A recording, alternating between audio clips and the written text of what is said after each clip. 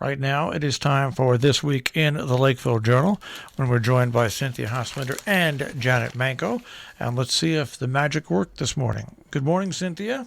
Good morning. Good morning, Janet. Hi there. How are you guys? Happy April Fool's Day. It's snowing. It's one of those things. I said when I first came on the air this morning, there's no April Fool's jokes, folks. We've just been through too much in the past year. It's hard to think. And February was a winter in itself, and so I said there's no April Fool's jokes on me this year. Overall, though, I feel like it's been a pretty mild spring so far, and I feel hopeful. Yeah, no, absolutely. There's definitely a feeling of now that baseball. We're 9 days into it, kids. Baseball officially starts today, Yes. and so it's That's not an April Fool, but I mean, Cynthia, that's good news. Get back to me in 2 weeks. All right, we will go right to the Lakeville Journal, and I received calls last week about this, and not one or two, but many, and a couple of text messages, and I called Mark Herco and spoke to him right away about the Sharon Hospital ICU, the intensive care unit. If you've been following the Sharon Hospital and you follow the news, whether it's in the paper or wherever, you know that the ICU has been in conversations for quite a while. And finally, you guys, it's great you have a story that puts in print exactly what's going on and what's going to happen. And as always, kudos to Dr. Herco, who's been a very open head of Sharon Hospital, and that's been a nice change. Not that the last weren't, but it's just nice to be able to call up and immediately get a very clear answer and not have to go through channels. And so we had received an anonymous letter from somebody within the building. And I would say, in general, anonymous letters are not our favorite way to get information, and there's often a reason why it's anonymous. But we felt it was worth calling Dr. Herco, and he said to us what I'm sure he said to you, which is, we've been talking about this for years. The ICU badly needs to be updated. I think that everybody knows that New Vance's general sense is, when possible, they'd rather have care spread out to some of the larger hospitals. No decision's been made. This does not mean that they're going to get rid of the ICU. It may mean that it's going to change or adapt in some way. They're certainly very big on telehealth.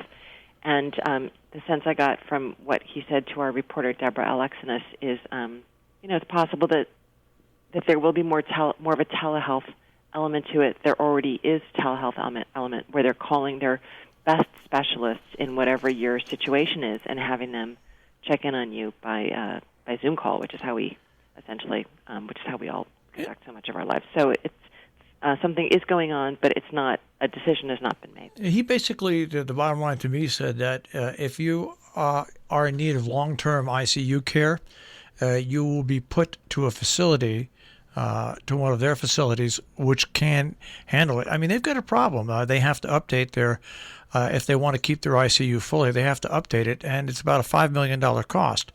And you just don't pick $5 million out of the air. Right, and we hope that we don't have so many ICU cases that it just pays for itself. But also, it's hard, we understand, for families, especially for elderly folks, to get to a more distant hospital. It's hard enough to get to Sharon Hospital. So that is a problem, but maybe there's a way that we can, there are services around that are available to help drive people. It would be so great if we could have Uber up here. The only community in the world that's like, oh, please, if only we had Uber. I think there's three How Uber. Wonderful. I think there's 3 Uber drivers, but I don't think they're really busy. Yeah, if they need to advertise more. There's a lot of older people who could really, just for driving to vaccines. But I guess or somebody could create it. Yeah, there are options for people. Yeah. And people actually need to know what they are. Yes, exactly. Yeah, but it's not a great time, of course. Nobody really wants a lot of strangers in their car at this time, but soon. All right. So now we also found out from the Region 1 Board of Education and the superintendent that Hoosie is expected to once again April 19th to reopen fully, but with the caveat that if parents and students don't feel comfortable, they can still do remote learning. The numbers are still going up, and there is some concern about rushing back into a more open part of the world, but I think that they want to really give students the opportunity to be together and to be in a classroom and be able to see teachers face to face. It's so funny to me, like, for my entire life, since school was invented, kids have always said, like, oh, I hate going to school, but I think that now maybe we'll see a slightly different attitude on it. Certainly parents are eager for kids to go back to school. So we'll see how this goes. We asked Dr. Ian Streever, the principal, to take a photo in the hallway for us. And I kind of thought there'd be tumbleweeds rolling down the hallway, but there are students there. There's just not the normal crush of young people moving between classes. Yeah, it's sooner or later the jump has to be made to try to work our way back towards whatever the hell normalcy is. Right. So I think the way the schools Region 1 has handled it so far this year has been magnificent, and I think this is just another step. And if for some reasons something happens, they will reevaluate. But I think it's a necessary step. I think it's a good step. And again, kudos to Lisa Carter, the superintendent, and Ian Streever for being very, very open. Okay. Let's go on to the vaccines. We get good news, bad news. It's just made one step forward, two steps back. Soon there'll be more than enough vaccine, and then we hear that the Baltimore plant, which distributes part of the vaccine, had 15 million doses that weren't done the right way. Oh my gosh. It's one of those things that. The vaccinations really do make you feel and make the public feel better at all, and businesses. So hopefully this can continue around here. And a shout out to Becton Dickinson in North Canaan, which has been producing many of the syringes that are being used. But my daughter, who's 27, is on the phone right now waiting to get her appointment because, of course, today, April Fool's Day, but not. Today is the day that appointments open up to people 16 and over. So that's a very large bubble of human beings. But generally there is more and more of the vaccine. I was lucky I got the Johnson & Johnson. I thought that's what everybody would be getting from the point I got mine, but I guess that was just a fluke. I happened to be calling on the one day. As Dr. Lamont says from Charlotte Hungerford, the best vaccine is the one you can get. Actually, what happens is whatever vaccines arrive at whatever sites, that's what you get. Yeah. All right. This story has got legs, and unfortunately it's going to have legs for quite a while, and that is the Holly Place Project. The Holly Place Project and the Falls Village Affordable, stirring up really a lot of emotion and a lot of anxiety from people. And, this is a democracy, and everybody's airing their opinions in a very expressive and complete way. But the Northwest Hills COG last night had a really good meeting on Facebook, or not on Facebook, on Zoom, which I didn't attend, but Leela and Patrick both attended. And then Jocelyn Ayers shared with us the statistics. And there's a really good story from Cornwall, which is just starting its Affordable Housing Planning Committee. And Janelle Mullen, who's doing a lot of the affordable housing for the regional planning groups, gave great statistics on what's available in Cornwall and who lives there. So we'd asked Janelle and Jocelyn for those statistics, which we will try to get into the paper next week. But really, apparently a very good presentation, and certainly we all need to be thinking realistically about different ways that we can get affordable housing into our towns. It's a state mandate, but it's also, a human mandate. Yeah. Hey, listen, we've got 300 students at Housatonic Valley Regional High School. We don't bring more affordable housing into all the towns in this region. There comes a point in time where it's almost monetarily impossible to operate a high school with 200 students. People have to understand families need a place to live if you want to have students in the high school. That's just with the tip of the iceberg. That's not all the other problems that go with it, right. Like all emergency services and things like that.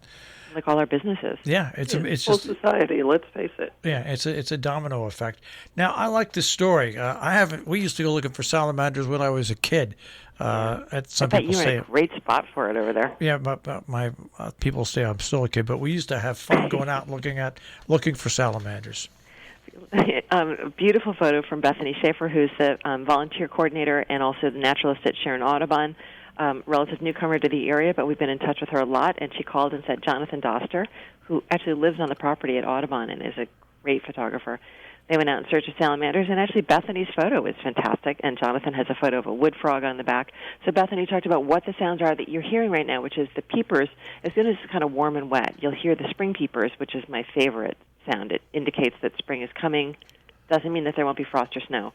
But the peepers are out there, and it's their mating call, and then the wood frogs have a deeper, more croaky kind of a sound. And then the beautiful little salamanders are crossing often our roads to get to different vernal pools. And Bethany explains in the article what a vernal pool is. And as always, we ask at this time of year for people to be very conscious when they're driving, especially on back roads, especially in wet areas. Keep an eye out for these tiny little creatures that are slowly crossing the road. You can try to pick them up and help them across the road, but don't do it with your hands because you could squish them. But also, anything that's slightly toxic on your hands will be absorbed right into their bodies and can make them really sick or kill them. And how soon this is good information because I know we've got a lot of new people up here as well. And then when do the turtles start? Somebody said to me that they saw a huge turtle last week, somebody in Norfolk. So I don't know the answer to that. Michael Clemens, of course, knows the answer to that. Tim Abbott, who wrote so beautifully for us for so many years about what naturalists called the big night as the amphibians start to travel. Right, as they start. So it's an indirect way of saying be conscious of what's on the road. You would be very surprised how many living things there are. I want to go back go on. Well, and quickly, since Jill pointed out, there are a lot of new people here. And last year we had a lot of people, even who have been here for a long time, but who are here more intensively because of COVID, who are going out into the wild. And just a reminder that you shouldn't tinker around with a lot of stuff. It's not a theme park and it's not a museum. These are animals and plants, and you have to be very careful with them. You don't really know. Like if you just pick up a turtle because you think it needs help crossing the road, it could be a snapper, and you could be in big trouble with your fingers. So don't go out without, don't go on the basis of a YouTube video, which is how a lot of people got sick last year from eating plants they thought were ramps. And the ramp season, of course, is coming up. All right, let's go to the town hall that Representative Hayes had some pushback. She gets a hard time, and I have to say, I think she's so wonderful and so articulate and just so beautiful and so smart and is doing so much. I think she's great, and it's interesting to me that every time she does one of these live interfaces with the community that she gets a hard time. But I guess that's democracy, and I guess the good thing is people feel comfortable reaching out to her and saying, I'm concerned about this or I don't like it. And certainly it wasn't, one of these very ugly commentaries that she had earlier last year. But we hope that she continues to convene with us and to let us know what's going on, as did Maria Horn, who did the wonderful talk on the COVID vaccines that were on our 8-1 story. All right, Hotchkiss Library and Sharon, it looks like their ADA expansion is going to happen this year. And as you and Jill and I and Janet know, of course, this has been going on for a decade, maybe more. And a little tiny library, and it's so interesting. Mariah Hotchkiss had given that library to the town. It's a beautiful, beautiful library, but on a really postage stamp piece of property. And it's interesting that as it was being built, that more land was not saved around it. And you forget that, like, downtown Sharon at that point was very busy and had all sorts of businesses and schools. It had a casino. So it's not like it was a giant, sheep meadow there, and they just chose to put it on a tiny lot. At that time, there was just tiny lots. But they've had a very hard time expanding it, which they need to do, not only because it's tiny, but also because the library should be available to everybody, including people. There was somebody in town for many years in a wheelchair who really couldn't access that property. So they're moving forward. They've had 2 of their 3 approvals. They're hoping that they'll get planning and zoning approval for what looks like a fairly lovely addition on the back, small but useful. And if they can get that planning and zoning approval, they will move forward in summer and break ground. All right, Salisbury is going to stay remote for their budget hearing and meeting, which is coming up fairly quickly. And what people are concerned about in all of our towns is they hear this and they think, well, we're going to be left out, and they're going to do stuff in back rooms, and we're not going to know about it. And this is never the case in Northwest Corner towns. They bend over backward to try and have people involved, and people often don't show up. COVID's been great in the sense that a lot more people attend a Zoom meeting than attend in person. So these meetings are open on Zoom. They will be discussed. Patrick's got the schedule there. With all of your towns, if you're not sure, go to your town website, and they have the listing of the meetings. I would say North Canaan's the only town that doesn't do a great job of updating their website, but most towns are pretty good about it. In North Canaan, if you want to know what's good, you have to go and dig down the rabbit hole. Once you get to where they post the agendas and the minutes, you can find it. But it is a rabbit hole. You have to go down to find it. Nice story about a GoFundMe campaign to raise $25,000 for the music seller. Right, John Grosowskis has done a fantastic job as Johnny G, teaching music. He's like a Pied Piper of music around here, teaching all different instruments, does drumming, and had been over in the downstairs space underneath what used to be Thriftique, and has been over now in the kind of raspberry-colored building near the rail trail. And what a great space Bay City Music right on the rail trail. And because the market was so superheated for real estate in the past year because of COVID, the building is now for sale, and he's trying to raise money on a GoFundMe, and had an initial strong outpouring, but has to raise quite a bit of money just to make the down payment. So it's a really great facility, and if you love music and the arts, I think that parents always are concerned that there's not enough arts education for their children, then this is a very worthwhile project to invest in. And we've got Cornwall taking a look at their housing options. And, hey, the Sharon Town Hall is going to have a soft opening today. Yes, it's very exciting, and we'll hope that it's not premature and that people will continue to be responsible and wear their masks. But there's a lot of interesting stuff that happens in Town Hall. It's nice to be able to enter again. And a nice picture of Lakeville Lake. The ice is out. The ice is out. It was very briefly in, and it went out very quickly. So it's been a very warm spring so far. Don Mayland is the official ice watcher on that lake, which is the deepest natural lake in the state of Connecticut. When the ice is out there, that means it's pretty warm out.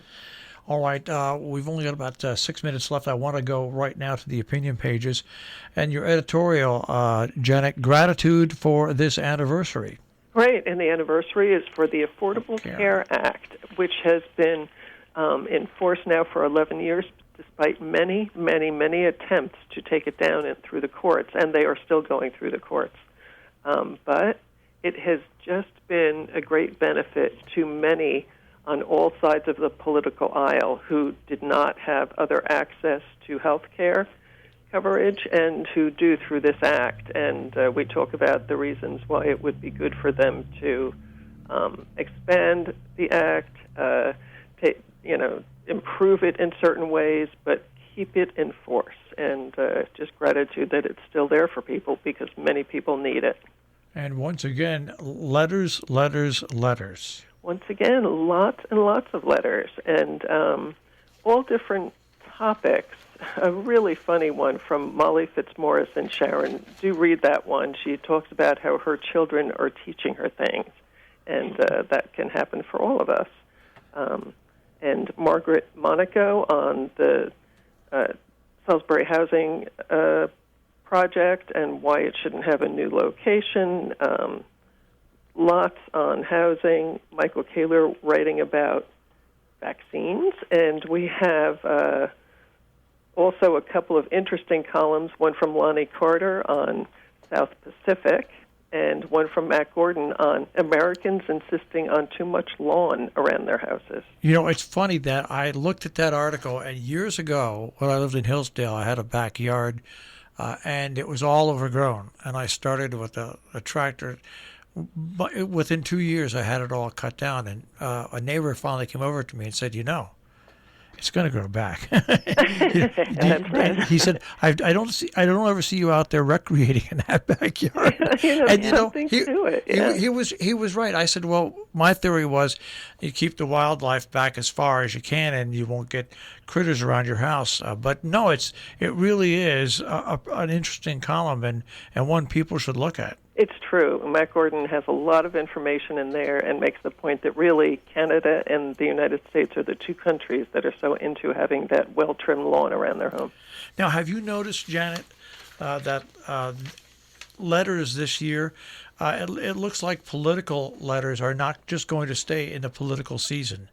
I've noticed that slowly looking at the paper where, there's always but there's more and more where on a regular basis, politics is a number one thing for people to write letters. So it looks like we're not going to get any break from that. It used to be just around election time, but now, really, I think it's going to go on 12 months a year. That's what's been happening, and it's interesting to think about all the reasons why. Of course, we're in a very politicized and polarized time, but COVID has made things different. It is harder to connect with people, and maybe people are feeling more of a direct connection with their neighbors if they have their feelings and opinions in print rather than just throwing them up online.